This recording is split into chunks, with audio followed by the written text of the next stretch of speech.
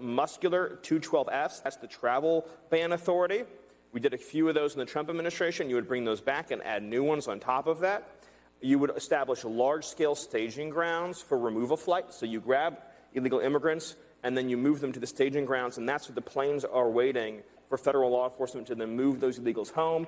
You deputize the National Guard to carry out immigration enforcement, and then you also deploy the military to the southern border, not just with a mission to observe, but with an impedance and denial mission. In other words, you reassert the fundamental constitutional principle that you don't have a right to enter into our sovereign territory, to even request the asylum claim. The military has the right to establish a fortress position on the border and to say no one can cross here at all. Yes. I could solve that problem in one day, in 1 hour, in 1 minute. When the word got out that we took a very tough action, when kids walk out with television sets, like brand new, beautiful $2,000 television sets, and they're walking out, and the police are told, stand down, don't do anything. If the police would be allowed to do their job, and they would do it. They can't really turn a couple of men, or a couple of women, or 3 men and a billy goat, for that matter, into a marriage. That's just not what marriage is.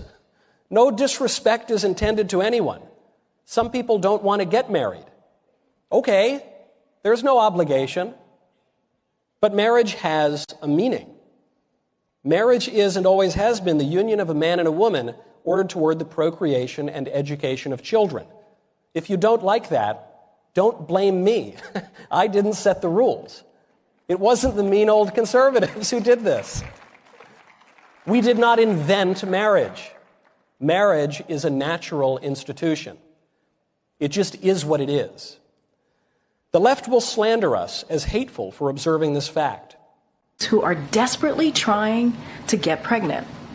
It's unimaginable for people who want to become parents, and it's a devastating example of the kind of chaos and confusion that has resulted from the overturning of Roe v. Wade.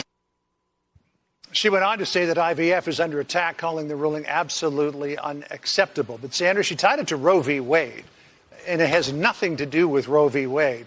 This was a case in Alabama of a patient who wandered into an area where embryos were being stored, removed some embryos from the cryo-freeze, dropped them, and the embryos expired.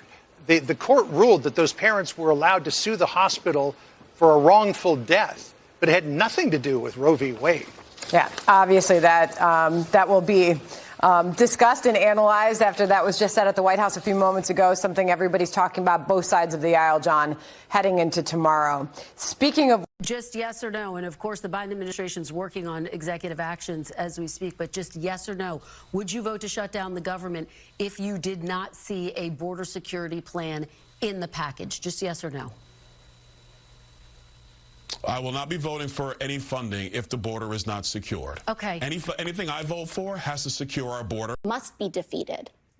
There should never be room for this kind of control by force over another person's body in this country. And they can walk it back as much as they want. They have done this. Who put those judges there? Not Democrats, not independents. Republicans put those judges in there. Republicans are taking women's bodies by force, and we cannot let them do it. It has to come to an end.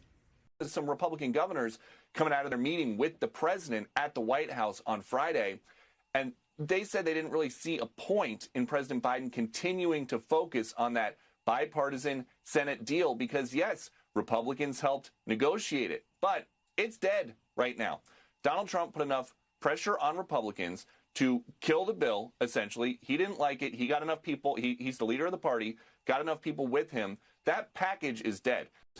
But the other piece here, because they love to, thump their chest and say they're tough on China. Well, I don't know. If you're Taiwan and you're watching... You don't feel so safe. You're watching the Republicans walk away from Ukraine. Why would you for a second think that they would stand up for you when you're attacked? We, the Democrats, and Joe Biden, we are the party of freedom, protecting and expanding freedom. Donald Trump has been hell-bent on ripping away the freedoms of the American people. He packed the Supreme Court and put in motion the steps to overturn Roe v. Wade. He was successful at that. He is trying to control women's bodies. This IVF decision is yet the next step in that. We know is that the Republican Party today is trying to restrict our freedoms, whether it's trying to control women's bodies or family decision-making for couples, whether it is trying to tell parents what books they're allowed to read, or whether it is trying to control our votes. The bottom line is the Republican Party, while they love to cloak themselves in the blanket of freedom, while they love to talk a good game about freedom, they are all about restricting our freedoms. The Democratic Party is about expanding our freedoms, and I'm proud to be one of the leaders of that effort. You talk about the Republican position on this. NBC News has confirmed that the GOP frontrunner, Donald Trump, has told people privately that he is considering supporting a 16-week federal ban that would include exceptions. Yeah. You've been clear, and here again today, your support generous for of him abortion to rights. include exceptions. What a kind soul. In 16 weeks, it's because it's an even number? Well, I mean,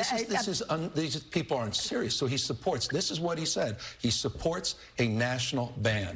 And if you're Lindsey Graham and others, they're going to bring that down well below 16. He will sign a national ban. You want to understand the contours of this debate that we will be having over the next 9 months, ironically 9 months, between now and November, and the consequences of Democratic Party not succeeding in Biden's reelection? Just consider the fact that he said that part out loud. We know